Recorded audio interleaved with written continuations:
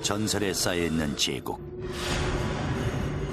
그들은 어떻게 단 200년 만에 일개 유목민 집단에서 신대륙 최고의 제국으로 변모했을까요? They had to devise engineering systems which were extraordinary for their age.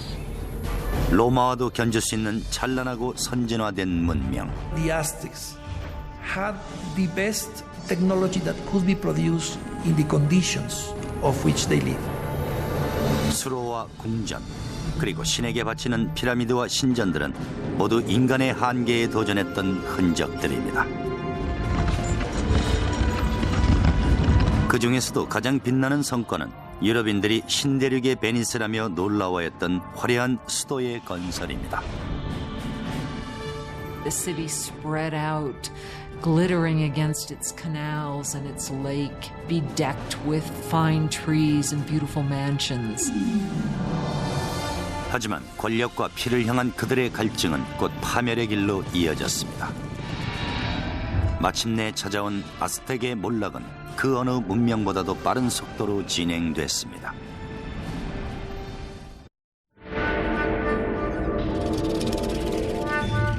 서기 1325년, 현재 멕시코시티에 인접한 멕시코 중부.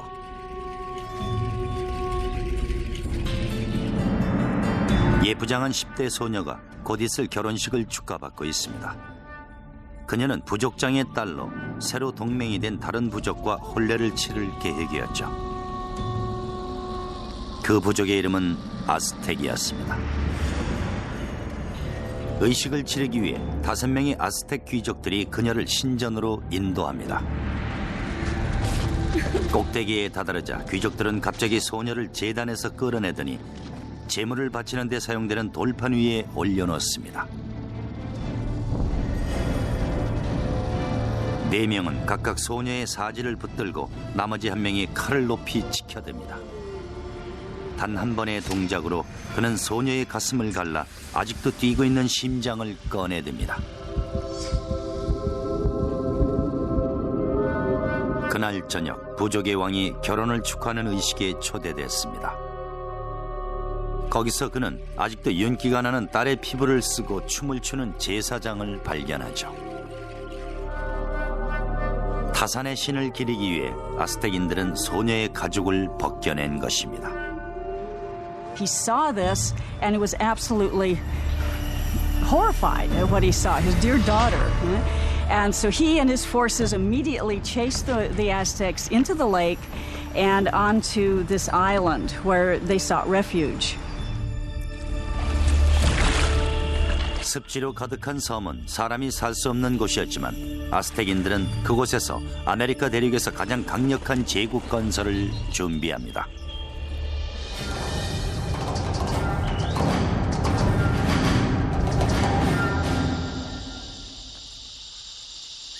안녕하세요. 피터 웰러입니다. 아스텍 하면 우선 화려한 머리 장식과 아름다운 피부를 지닌 우아한 부족민, 그리고 닐 영이 불렀던 몬테스마와 코르테스에 관한 노래가 생각이 나죠.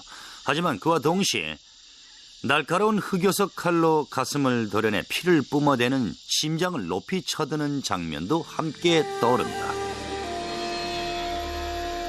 그들은 석재 피라미드의 꼭대기에 지어진 신전에서 의식을 치렀습니다. 아스텍인들은 신께 제물을 바치지 않으면 태양이 사라지고 세상이 멸망한다고 믿었죠. 아스텍의 역사는 사실과 전설이 뒤섞여 있습니다. 하지만 확실한 것은 부족장의 딸을 죽인 사건이 제국의 시작뿐 아니라 그 위치가 정해지는 계기가 되었다는 것입니다. 공주를 제물로 바치고 쫓겨난 아스텍인들은 멕시코 계곡을 중심으로 연결되어 흐르는 5개의 호수 가운데 가장 큰 텍스코코 호수에 다다랐습니다. 당시 거대한 계곡이었던 이곳에는 이제 세계에서 가장 큰 도시 중 하나인 멕시코 시티가 자리 잡고 있습니다. 하지만 습지로 가득했던 700년 전에는 아무도 관심 두지 않는 곳이었죠. 아스텍의 지도자 테노치는 이 호수 가운데서 선인장 위에 뱀을 물고 앉아있는 독수리를 봤다며 이곳에 도시를 세우라는 신의 계시라고 주장합니다. 그들은 도시를 테노치티틀란으로 명명합니다. 테노치티틀란 정착 초기의 상황은 매우 험난했지만 그들에겐 비전이 있었죠.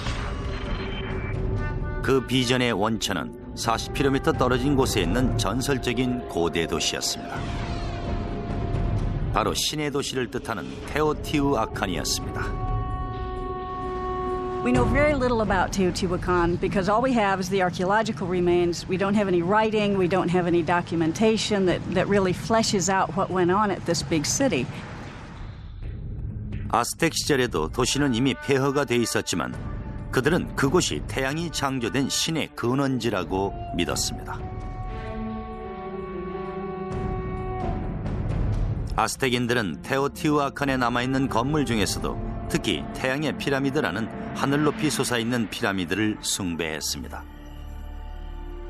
수백만 입방 미터의 진흙과 석재로 만들어진 거대한 태양의 피라미드는 그 토대의 규모가 이집트 기자의 대피라미드와 맞먹습니다. 아스텍인들은 테오티우아칸이 그들의 신들이 창조한 우주의 형상으로 배치됐다고 믿었습니다. 그래서 그들은 그 형상을 모방해 새로운 도시 테노치티틀란을 건설했죠. 아스텍의 지도자 아카마피치틀리는 도시 건설에 박철가야했습니다. 1376년 그는 도시를 더욱 발전시키기 위해 야심찬 계획을 세웠죠. 하지만 문제가 있었습니다. The swampy islands that they took over needed a lot of work. When they started to build anything, that would begin to subside. 건물을 지을 토대가 없는 게 문제였습니다. 하지만 그들은 혁명적인 건축술로 문제를 해결합니다. 일련의 나무 기둥을 땅속 깊이 박아 건물을 지탱할 수 있는 토대를 만든 것이죠. 노동자들은 길이 9m, 지름 10cm가량의 나무 기둥을 잘라낸 뒤 부드러운 땅속으로 깊이 박아 기초를 다졌습니다. 나무 기둥들의 주위에는 화산석을 둘러 강도를 높였습니다. 석공과 벽돌공들은 이제 마음 놓고 건물을 올릴 수 있게 되었죠. They have found wooden pylons to hold the foundations of the pyramids. The fact that it didn't sink or the fact that it didn't just topple, I think that's a major feat of engineering. 테노치티틀란은 섬에 지어졌지만 주변 호수의 수심은 2m가 넘지 않았습니다. 거대한 도시가 연못 위에 떠있는 셈이었죠. 내륙에서 섬 도시로 들어가는 교통수단은 배가 유일했습니다. 하지만 아스텍인들은 13m가 넘는 넓은 도로를 건설해 내륙에서 수도로의 이동이 수월하게 했습니다. 도로의 토대는 다른 신전이나 건물들처럼 강력한 나무 기둥들로 만들어졌죠. 수천 개의 나무 기둥을 호수로 운반해 바닥에 세우는 작업은 중앙 아메리카 최고의 기술과 가장 풍부한 노동력을 지닌 아스텍에서만 가능했던 일이죠. 도로 건설을 위해 나무 기둥이 두 줄로 세워집니다. 나무 기둥 사이의 공간에 돌과 진흙을 채워 수면 위로까지 올라오게 합니다. 도로의 하중을 버텨낼 토대를 만드는 작업이죠. These causeways were built very straight, they were very wide, with bridges that would open up that connected the city to the north, to the west, and to the south. 도로를 통해 더욱 많은 건축 자재를 빠르게 운반할 수 있게 됐지만 새로운 문제가 생겨났습니다. There were no beasts of burden in Mesoamerica, so everything had to be done with humans. No carts, no wheel. 소량의 짐은 이마에 맨 멜빵에 실어 날랐습니다. 거대한 석재나 신전에 놓을 석상 등은 통나무를 롤로 삼아 많은 수의 노동자들이 밧줄을 잡아당겨 운반했죠. 신전에 사용될 거대한 석재를 내륙의 산에서부터 끌어내린 후 도로를 통해 도시로 옮기는 데만 노동자 5만 명이 소요됐다고 전해집니다. 도로망 건설로 테노치티틀란의 시민들은 신선한 물을 좀 더 쉽게 공급받을 수 있게 됐습니다. 과거 아스텍인들은 카누를 타고 물통을 실어 날라야 했습니다. 하지만 도시 인구가 증가하면서 좀 더 효율적인 용수 공급 계획이 필요했죠. They wanted to use water from the springs on the mainland, and so they wanted to build an aqueduct. 하지만 당시 내륙의 샘물은 강력한 테파넥 쪽의 지배하에 놓여 있었습니다. The Tepanecs were the controllers or the dominators of all the valley. They had a very strong empire. So they were the lords of the valley. So the Aztecs were tributary subjects to them. 아스텍의 인구가 증가하면서 테파넥과의 긴장감이 고조되기 시작했습니다. 마침내 아스텍인들은 지역의 패권을 나눠 갖기 위해 그들에게 최후 통첩을 보냅니다. The people of Tenochtitlan not only demanded that the Tepanecs give them the water, but also demanded that they help construct the aqueduct. 테파넥의 응답은 신속하고 강력했습니다. 테파넥의 왕 막스틀라는 자객을 보내 아스텍의 지도자를 암살하게 했습니다. 주사위는 이미 던져졌죠. 수십 년간 억눌려 살던 아스텍인들은 마침내 테파넥 쪽에게 전쟁을 선포합니다. 이후 아스텍은 날로 번창하는 도시 주변의 웅대한 건축 계획을 연이어 시행하면서 신대륙 최고의 건축수를 이룩해냅니다.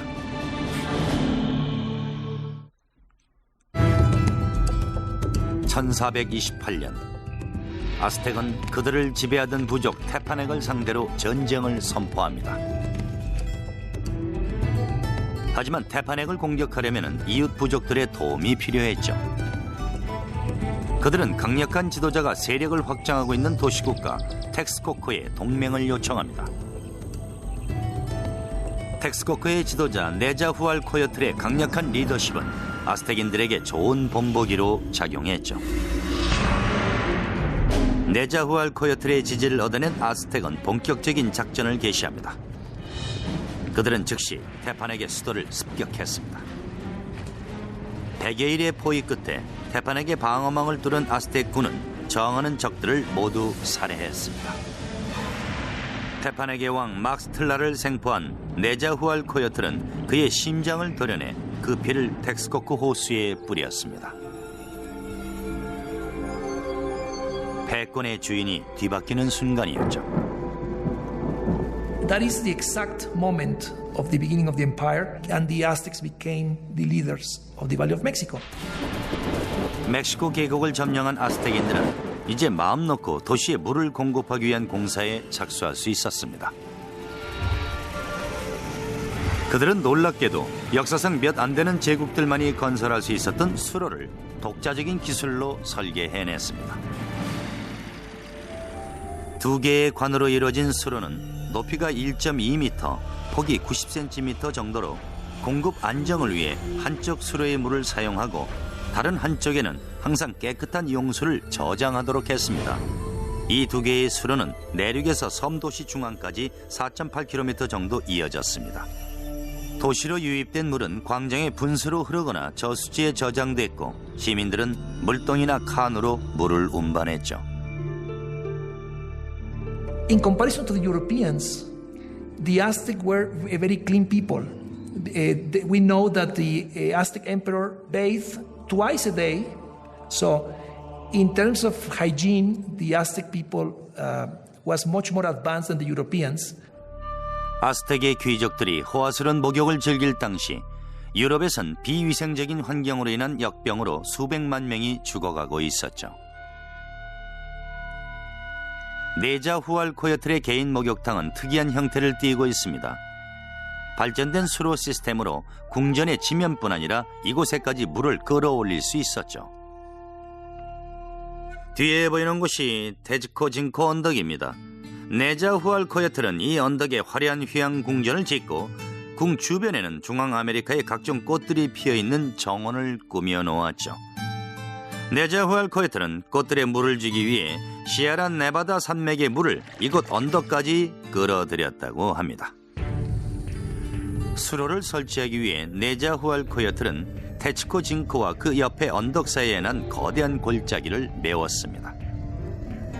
물이 첫 번째 언덕에 다다르면 수로에 닿기 전 물의 속도를 조절하기 위해 설치된 작은 웅덩이에 고이게 됩니다. 수로로 유입된 물은 테츠코 징코 언덕을 한 바퀴 돌아 바위를 깎아 만든 폭포 아래로 떨어져 정원으로 흘러들어갔습니다. 물줄기는 마지막으로 돌덩이를 둥글게 깎아 만든 왕의 욕조에 채워졌죠. 이곳에서 왕은 텍스코크의 영토와 아름다운 정원을 내려다보면서 을 즐겼습니다. 한 사람이 들어가기에 딱 알맞은 크기의 욕조죠. 15세기 중반 들어 날로 강성해지는 아스텍에게 필요한 것은 위엄을 갖춘 왕이었습니다. 그가 바로 몬테수마 1세로 후대에 같은 이름을 사용한 왕으로 인해 더욱 유명해졌죠. 몬테수마의 첫 번째 과업은 제국의 영토를 확장하는 것이었습니다. 아스텍은 남쪽의 오악사카 계곡과 서쪽의 태평양, 동쪽으로는 멕시코만 주변의 도시국가들을 점령했습니다. 1449년 당시 제국의 인구는 1500만 명에 달했습니다. 100년도 안 되는 시간 동안 아스텍 제국은 누구도 독점하지 못했던 중앙아메리카의 패권을 한 손에 거머쥐었습니다. 군사적으로 절대적인 세력을 행사했지만 아스텍도 당해낼 수 없는 또 하나의 적이 있었습니다. 뉴올리언스와 마찬가지로 테노치티틀란도 항상 물이 골칫거리였죠. 몬테수마 1세는 호수의 물이 도시로 범람하는 것을 막기 위한 대책을 강구했습니다. 멕시코시티 남부의 호치밀코 호수에 아스텍 제국이 건설한 테노치티틀란의 유적이 남아있습니다. 아스텍 주변의 다른 4개의 호수들과 마찬가지로 이것도 강으로 흘러들어가는 호수가 아닙니다. 따라서 비가 많이 내리면 빗물이 고스란히 도시로 넘쳐 흘렀죠. 1400년대 중반 테노치티틀란의 영토 전체가 범람한 호수에 의해 잠겨버리는 일이 발생했습니다. 도시 전체가 폐허로 변해버린 상황에서 아스텍인들은 다시 한번 그들의 천재적인 건축가들의 기술에 의존해야만 했습니다. 몬테수마는 아스텍의 오랜 동맹 네자후알코여틀에게 도시 재건에 힘을 보태줄 것을 요청합니다. 이에 네자후알코여틀은 아메리카 대륙 최고 건축가의 명성을 얻게 될 해결책을 제시하죠. 그의 해답은 테노치티틀란의 주변에 거대한 제방을 쌓아 도시를 보호하는 것이었습니다. 당시 아메리카 대륙을 통틀어 가장 거대한 토목 구조물에 해당되는 제방은 도시 동쪽에 위치한 호수의 남쪽 끝에서부터 북쪽 끝까지 16km 길이로 건설됐습니다. 나뭇가지와 갈대, 석재와 진흙을 혼합해 만들어진 제방은 호수의 수심이 낮아 높이는 3.6m에 그쳤지만 그 폭은 8.2m에 달했습니다. 네자후알코여틀은 제방에 나무로 된 수문을 설치해 필요에 따라 개폐를 조정할 수 있게 했습니다. 제방의 또 다른 기능은 용수 공급량을 확보하는 것이었습니다. It was important to build some sort of protective mechanism to keep salt water out of the freshwater western part of the lake. 창고에서 인신난다라는 속담이 있죠. 국가가 발전하려면 우선 국민이 식량 걱정을 하지 말아야만 합니다. 그런데 아스텍은 충분한 식량을 생산하는 것뿐만 아니라 영토 확장까지 도모할 수 있는 창의적인 방법을 고안해냈죠. 친한파라고 하는 이 획기적인 기술은 경작과 주거를 위한 새로운 땅을 만들어내는 공법이었습니다. If you're going to have a city of any size, you have to provide room for them. And so what they did was build up these chinampas in the lake bed. Basically, a chinampa is an artificial island built in the lake. 기다란 풋볼 경기장 모양의 친한파는 길이가 90m, 폭이 9m 정도입니다. 친한파는 나뭇가지를 그물 모양으로 엮어 물 위에 띄우고 그 위에 갈대를 쌓아 만듭니다. 그리고 호수 바닥에서 진흙을 퍼내 갈대 더미 위에 올리죠.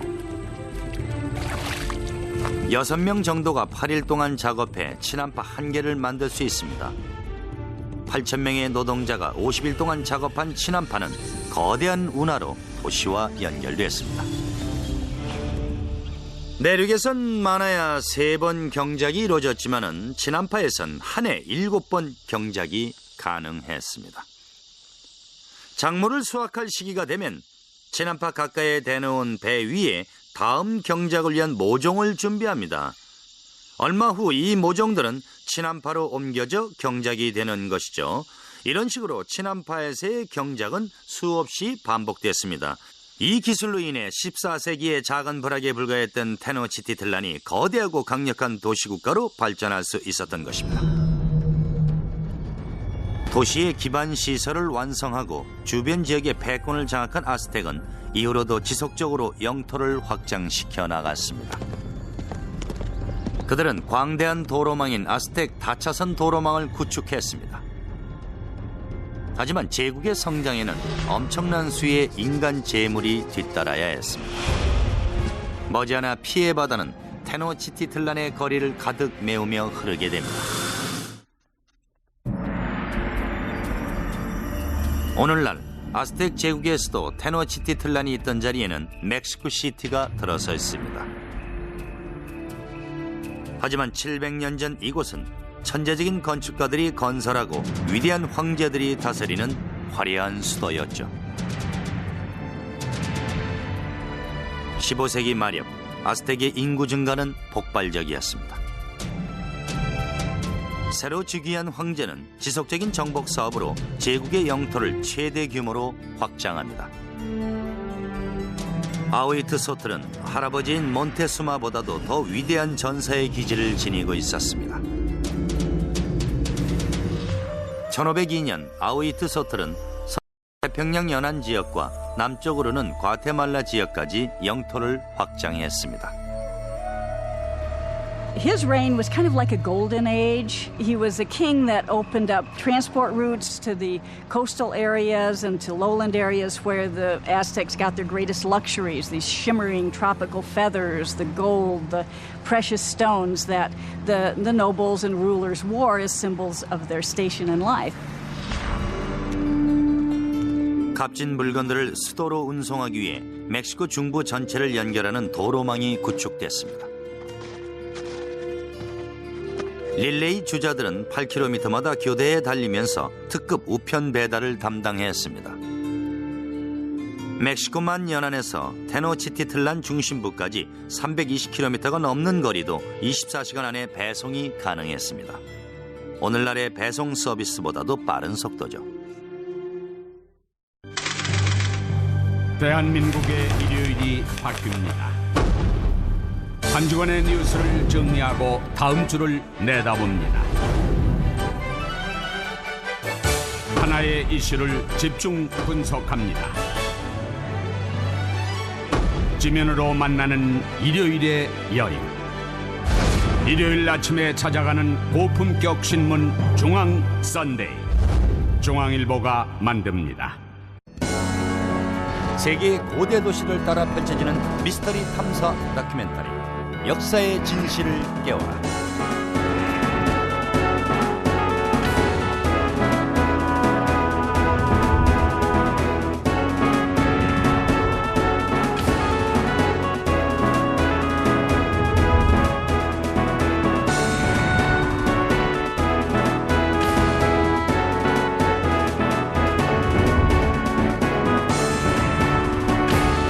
역사의 진실을 깨워라. 많은 시청 바랍니다.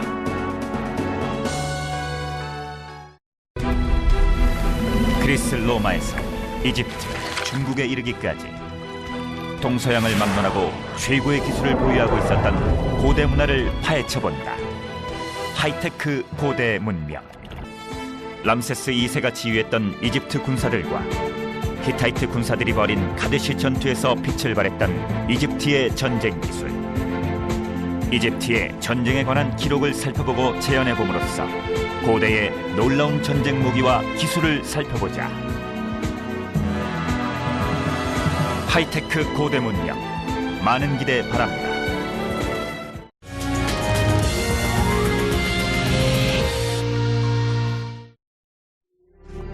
아스텍 최고의 전성기를 이끈 황제 아우이트소틀은 제국의 영광을 대변하는 테노치티틀란에 거대한 피라미드를 건설할 계획에 착수합니다.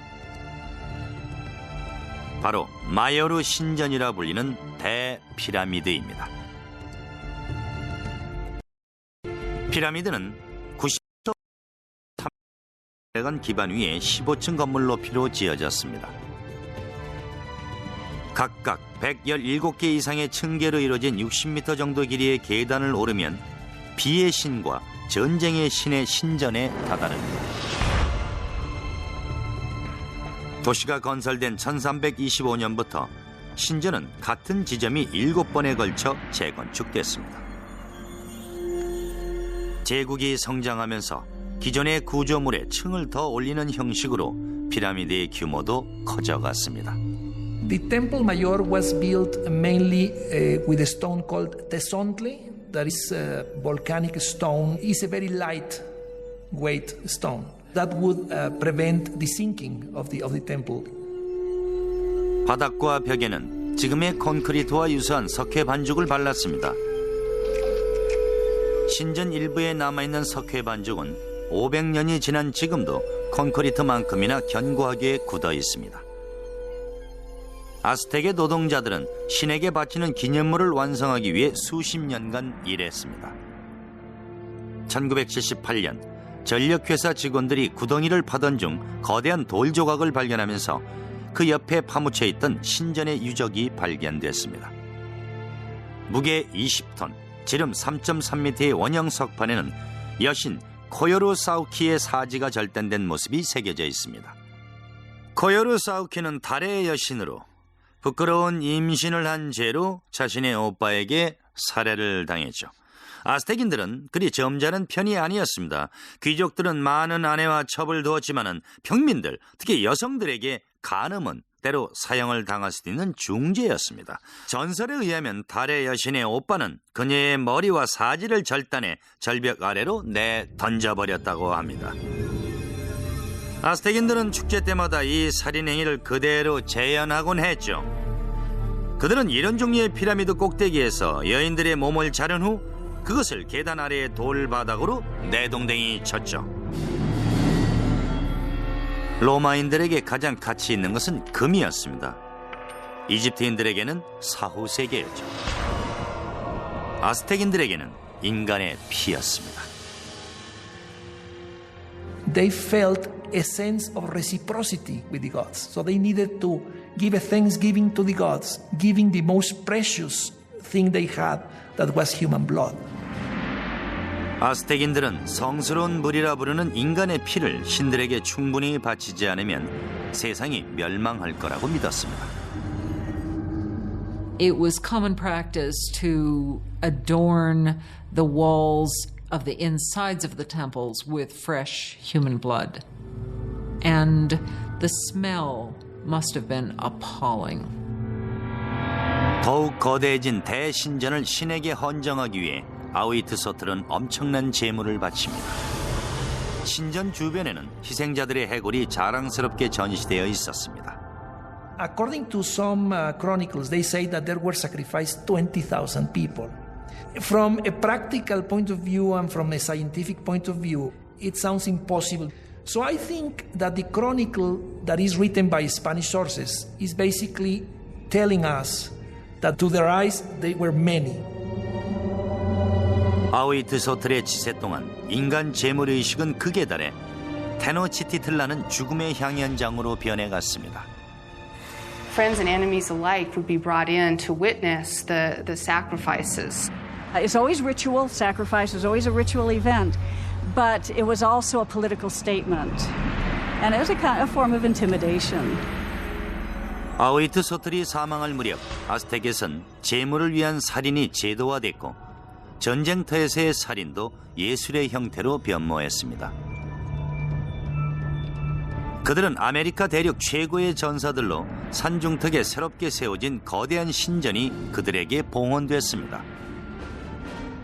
하지만 최고의 아스텍 전사들도 미처 예상하지 못했던 적들이 다가오고 있었습니다.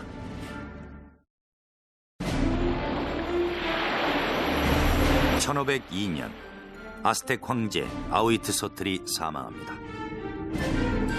34세의 제사장 출신인 몬테수마 2세가 권좌를 이어받습니다. 저 멀리 스페인에선 에르난 코르테스라는 18살의 공증인이 모국의 신대륙 탐험 대열에 동참해 대서양을 건널 준비를 하고 있었죠. 최고의 전성기를 누리고 있던 아스텍 제국의 영토는 테노치티틀란의 양쪽 해안과 남쪽의 과테말라까지 20만 평방킬로미터에 달했습니다. 약 2,500만 명이 아스텍의 지배를 받았습니다. 수많은 도시국가로 구성된 38개의 주에서 거둬들이는 곡물들로 황제와 귀족들은 엄청난 부를 누렸습니다. The city spread out, glittering against its canals and its lake, bedecked with fine trees and beautiful mansions. 번영의 중심에는 몬테수마가 있었습니다. 그는 정치적 수완과 뛰어난 군사 전략으로 정평이 나 있었죠.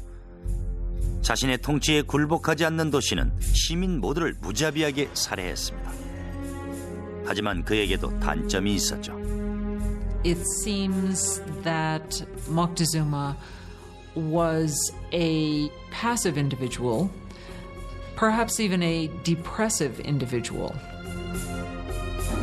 하루는 그가 혜성이 테노치티틀란의 하늘을 가로지르는 것을 보고 밤새 울었다는 이야기도 전해지죠. 시간이 갈수록 그의 편집 증세는 심해져만 갔습니다.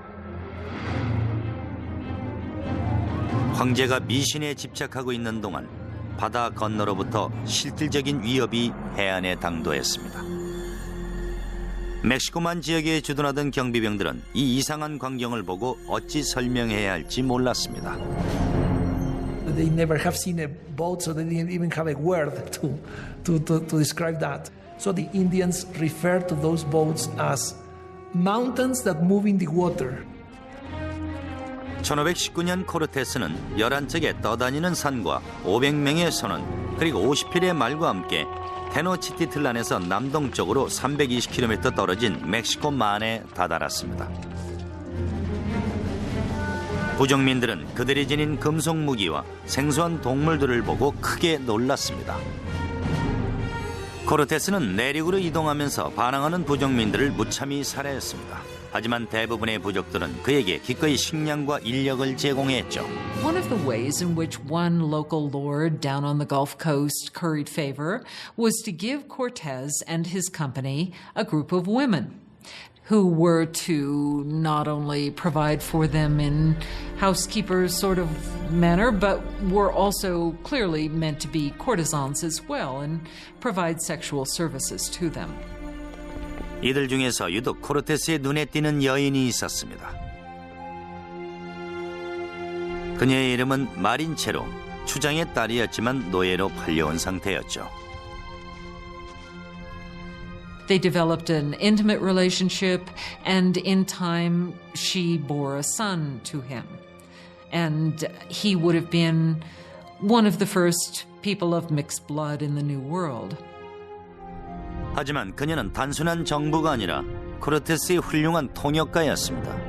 나아가 그녀는 코르테스와 아스텍과의 사이의 중재자 역할까지 했죠. Not only was she his translator, but she could also tell him about things that were being said that he was not intended to hear or understand. 몬테수마는 릴레이 주자 소식통에 의해 정복자들의 움직임을 전해 들었습니다. 그들은 그의 도시로 향하고 있었습니다. 1519년 여름 테노치티틀란으로 진격할 무렵 코르테스는 수천 명의 병력을 확보했습니다. 하지만 몬테수마의 전사들은 수십만에 달했습니다. 그들은 전쟁터에서 짐승의 갑옷을 입고 적을 위협했습니다. Part of it was spectacle. You had just incredible costumes that the different warriors would wear.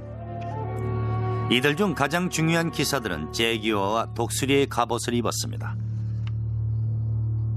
아스텍의 전사들은 특별한 신전에서 신성한 의식을 치르는 것으로 임무 수행을 시작했죠. 이곳은 멕시코시티 남쪽으로 약간 떨어진 산 중턱에 세워진 6개의 신전 중 한 곳입니다. 신전은 몬테수마 2세가 주기한 1502년경 완공됐는데요. 당시 유럽의 피렌체 공국에선 미켈란젤로가 다비드상을 제작하고 있었죠. 미켈란젤로가 다비드상을 조각하는 동안 아스텍인들은 이곳 산 중턱에 이 같은 신전을 조각한 것입니다. 지구의 서반구에서 이런 식으로 지어진 신전은 이곳이 유일합니다. 계단의 바닥에는 2개의 제기어 석상이 놓여 있습니다. 측면에는 2명의 전사가 조각돼 있었죠. 현관의 모양은 거대한 뱀이 입을 열고 있는 형상으로 그 혀가 바깥으로 뻗어 있는 것이 보입니다. 아스텍인들은 이것을 세상의 중심으로 들어가는 입구로 생각했죠. 특권을 부여받은 기사들은 독수리 조각상이 있는 방으로 들어가 자신의 코를 뚫어 그 피를 전쟁의 신 우이칠로 포크틀리에게 바쳤습니다. 하지만 그들은 곧 전쟁터에서 그보다 더 많은 피를 흘릴 운명에 처하게 됩니다. 코르테스와 몬테수마의 첫 대면은 평화로웠습니다. 하지만 스페인 정복자들은 조만간 신대륙에서 대규모의 유혈 사태가 벌어질 것을 알고 있었죠.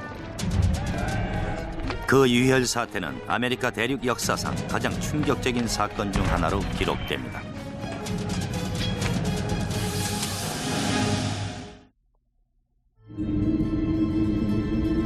(1519년) 가을, 스페인 정복자 에르난 코르테스는 마침내 말로만 들어오던 아스텍의 아름다운 수도 테노치티틀란에 당도합니다.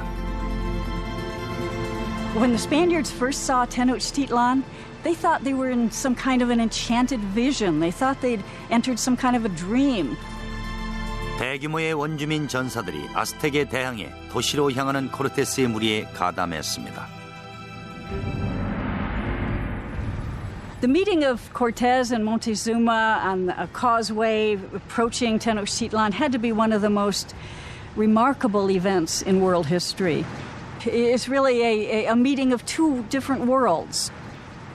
And Cortez offered his hand, but the minute he started to do that, to actually touch Montezuma, the noble attendants around Montezuma pushed Cortez away and said, no, that's a total indignity. Nobody touches Montezuma, the great lord of the land. 두 세계의 만남은 평화로웠지만 긴장감이 감돌았습니다. 당시 몬테수마의 충동적인 성격과 히스테리 증세는 더욱 심해지고 있었습니다.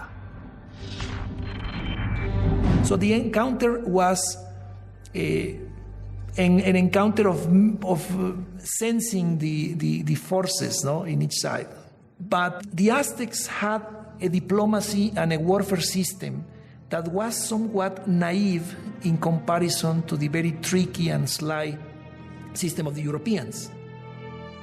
몬테수마는 스페인인들을 그의 궁전 한 곳에 머물게 했습니다. 하지만 그것은 치명적인 실수였죠. 도시 안으로 들어온 정복자들은 화려한 광경에 넋을 잃고 말았습니다. 도시의 중심에 황제의 거대한 궁전이 있었죠. 몬테수마 2세의 궁전은 마요르 신전 가까이에 2만 평방미터의 면적에 지어진 건물이었습니다. One of the Spaniards noted that every day at Moctezuma's palace, 600 nobles gathered, and they would hear the word of their emperor. 중앙 현관을 지나 몬테수마가 기다리고 있는 거대한 접견실로 들어서면서 정복자들은 황제의 전능함을 실감할 수 있었습니다. 하지만 몬테수마의 궁전은 아스텍의 마지막 건축물이 되고 말았죠. 입성한 지 일주일도 채 되지 않아 정복자들은 몬테수마를 납치하며 전면전에 돌입합니다. 대담한 작전이었지만 결국 그들은 제국을 손에 넣을 수 있었죠. Even though Moctezuma was still the official leader of the city, he was really, for some time, nothing more than a mouthpiece for Cortez. 6개월 동안 테노치티틀란을 둘러싼 갈등은 서서히 끓어오르기 시작합니다. 1520년 봄, 분노는 마침내 폭발하고 맙니다. 어느 날 아침 스페인 군사들이 재물의식을 행하던 아스텍인들을 살해한 사건이 발단이었죠. 아스텍인들은 스페인 정복자들의 만행을 이루 말할 수 없는 신성모독으로 간주했습니다. 아스텍 군사들이 몬테수마의 궁전으로 행진하면서 도시는 온통 혼란에 휩싸입니다. Moctezuma gets up on the top of the palace and tries to talk to the people and calm them down, and by now they're just not having any of it. 정복자들의 꼭두각시가 된 배반자 몬테수마를 본 아스텍인들은 분노가 폭발했고 그에게 돌과 화살을 날렸습니다. 얼마 후 죽어가는 몬테수마의 육체가 궁전 아래로 떨어졌습니다. 그가 정복자들의 손에 죽었는지 아니면 아스텍인들에 의해 살해됐는지는 정확치 않습니다. And the Spaniards at that point decide this would be probably a good time to leave the city. 1520년 6월 30일 밤, 정복자들은 어둠을 틈타 도시를 떠날 참이었습니다. But they can't separate themselves from the plunder that they've gotten so far, so they're weighted down with all of the things that they want to take with them. 아스텍의 전사들은 도로를 통해 달아나는 스페인인들을 공격했습니다. 도로 위엔 순식간에 시체들이 쌓여갔습니다.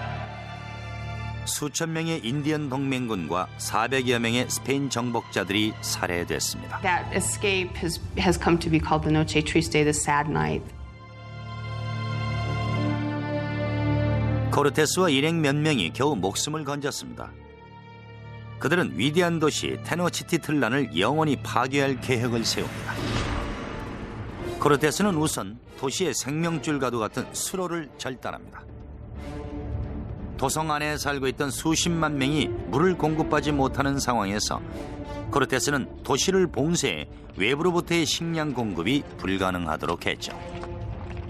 So the idea of this blockade was to try to make surrender the city by hunger. And the Aztecs had a tremendous resistance, so they couldn't be defeated easily. And what they decide to do is to mount an attack both by land and by sea. 수세기 동안 테노치티틀란을 둘러싼 호수는 방어벽의 역할을 해왔지만 코르테스는 그것을 넘어설 계략을 세웠습니다. 그는 전함을 분해해 수천 명의 인디언 동맹군들을 시켜 100m가 넘는 산을 넘어 운반한 뒤 다시 조립해 강을 건넜습니다. 1521년 5월 코르테스는 그의 대군에게 테노치티틀란의 최후의 일격을 지시합니다. 100명의 기병대를 포함한 600명의 스페인군과 5만이 넘는 인디언 동맹군은 도시의 대도로 위에서 아스텍의 저항군과 격돌합니다. 잔인한 싸움은 수개월간 계속됐죠. 코르테스는 도시의 모든 지역을 차례대로 파괴해 갔습니다. 그의 군사들과 인디언 동맹군은 모든 아스텍인들을 가차없이 학살했습니다. It was an extremely hard-fought battle, especially in the city precincts. 아스텍은 툴라텔룰코 대신전에서 마지막 전열을 가다듬었습니다. 전사들은 가파른 계단 위에서 적에게 화살과 돌을 날릴 태세를 갖췄습니다. 하지만 결과는 참혹했죠. 8월 13일 아스텍의 마지막 황제 쿠아우테목은 결국 코르테스에게 항복하고 맙니다. 하지만 그것은 시작에 불과했죠. 정복자들이 옮긴 질병으로 이후 2천만 명이 사망한 것입니다. By the end of the 16th century, we estimate that the native population had been reduced by about 90%. 오늘날의 멕시코시티는 테노치티틀란의 유적 위에 자리 잡고 있습니다. 스페인 정복자들은 신속하게 식민도시 건설에 착수했습니다. 옛 신전의 석재를 사용해 신전이 있던 곳에 지어놓은 성당이 아직도 남아 있습니다. 아스텍 제국은 영원히 사라졌습니다. 그리고 그들의 눈부신 건축술 또한 자취를 감췄죠. 체계화된 도시 계획과 농경지 개발 그리고 용수 관리까지 아스텍인들의 기술력은 세계 최고 수준이라고 말할 수 있습니다. 이곳 말리날코의 동굴 신전은 너무나 경이로워서 정복자들도 파괴할 엄두를 내지 못했죠. 신전을 바라보고 있자니 한 가지 의문이 생기는군요. 만약 스페인의 침입이 없었다면 오늘날의 멕시코는 어떤 모습일까요? 지금까지 피터 웰러였습니다.